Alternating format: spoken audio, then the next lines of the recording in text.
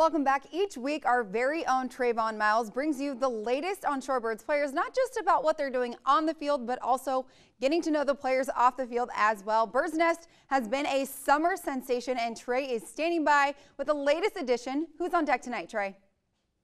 Thanks, Angela. I'm learning a lot about doing these pieces. One of the things I really learned this week is that the seats in Purdue Stadium are hot, almost as hot as my guest, who has 10 RBIs in his last 10 games and is hitting a blistering 368 in that same span, an affectionate New Yorker who just so happened to end up in the Orioles organization. Enjoy.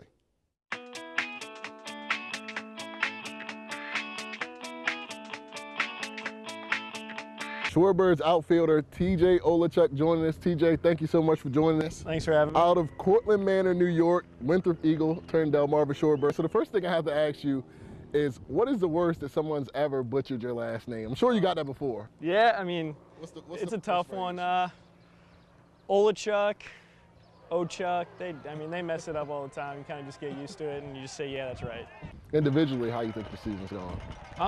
I'm happy so far. I'm just glad I get to play every day and come out here and have some fun. Not a bad gig at all, huh? No. All right, definitely becoming a fan favorite. Now, I have to say, one play that you made this year where a ball was roped out to left, you came on a slide, on one knee, got the ball, and in one motion threw the guy out at second. Just take me through that play, because you were marveled at the office at that one play. I was an infielder in high school, so I kind of have that in my blood and just kind of reacted to it and just trying to help my pitcher out and keep the double play in order. What's your best highlight so far as a Shorebird? I'd have to say the UXA walk-off grand slam was pretty fun. It's been pretty tough so far. We've had a lot of injuries, but we're hanging in there, and we're just going to look to make a playoff push for the second half. Excellent. Now, offensively, you've been pretty solid. What are some things you're looking to improve upon this year? Just trying to cut down on strikeouts and just pitch selection, trying to get my pitch and not hit his pitch. All right, I understand you're a big Derek Jeter fan as well. Yeah.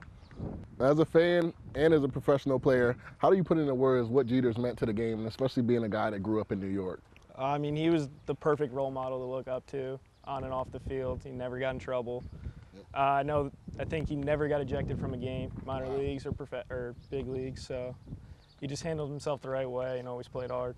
All right, now, TJ, the last thing I want to ask you, it's kind of like a little trivia thing. All right, spell your last name backwards for me. Oh, man, I don't know if I can do that.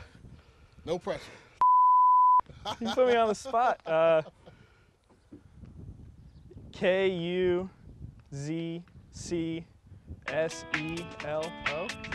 Not bad. There you go, man. Thanks a lot, man. Thank you. That's the first time I've been asked that. Yeah. Some ultra candid moments there, only found on the Bird's Nest. Speaking of birds, NFL fans, stick around. There is a new sheriff in the middle, manning the middle for the Eagles. He joins us right up next.